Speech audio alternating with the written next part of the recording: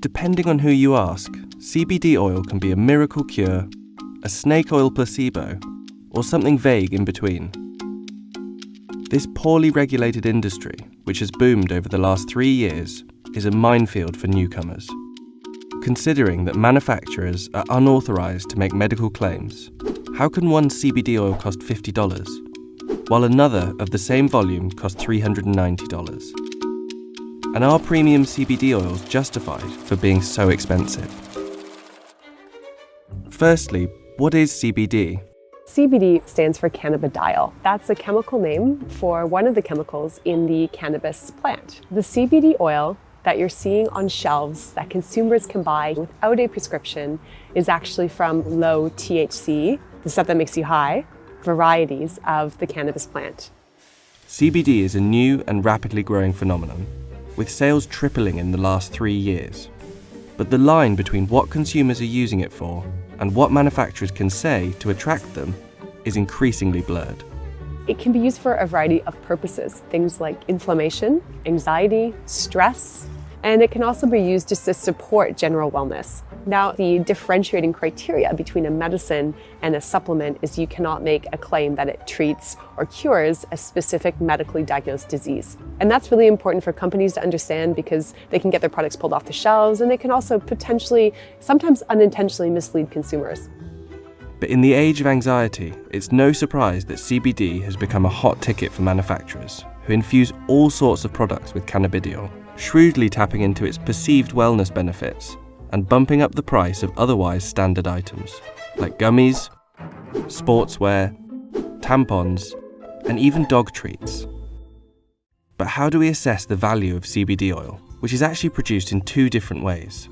A full or broad spectrum product is made from the whole plant extract. They take the flower and they process it and they come up with an extract that not only has CBD, but it has other plant chemicals, other cannabinoids, other terpenoids, other things in the plant that work together in this, what's called this herbal synergy, this entourage effect. And what you get is greater than the sum of its parts. But some manufacturers process the extract even further into CBD isolate, a substance devoid of all other plant chemicals and labelled as pure CBD. But this isolate, which often features in expensive products, is generally considered to be less effective and cheaper to make. Some brands and some companies will put CBD isolate into a product and then brand it as a premium product, even though the cost of actually making it, because the cost of the isolate is quite a lot lower than the cost of a full or broad spectrum CBD. But because of lax regulations in the industry, this fundamental difference in CBD oils is often disguised by manufacturers. The front of this premium $300 bottle, for example, does not display that it is in fact made from isolate. Sometimes you have to dig into the nitty-gritty of the ingredients, and sometimes you might have to call the company and see what they've actually used. But in general, the labeling criteria are becoming a little bit stricter, so more and more consumers will be able to know what is a CBD isolate product and what comes from a full or broad spectrum source. These products can also be measured by the amount of cannabidiol in each bottle. What you really need to look for is the number of milligrams in the entire bottle, and then the number of milligrams of CBD per dose. And that's really going to tell you the bang for buck. But even high dosage, full spectrum CBD doesn't have the approval from the Food and Drug Administration. The FDA says it recognizes the significant public interest in cannabis and cannabis-derived compounds, particularly CBD. However, there are many unanswered questions about the science, safety, and quality of products containing CBD.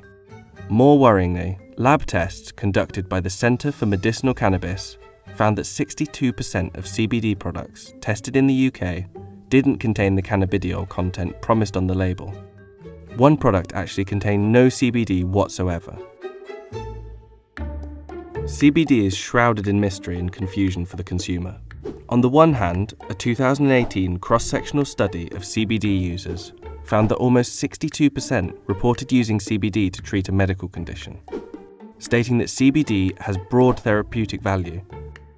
But on the other hand, manufacturers cannot use the research data to make medical claims, leaving spokespeople in the unenviable position of having to promote their products to a certain demographic while avoiding endorsing the public's perception of CBD. So what we're not allowed to do with our products make any medicinal claims because they're not medical products. All our products that we sell are wellness products to improve sleeps and moods.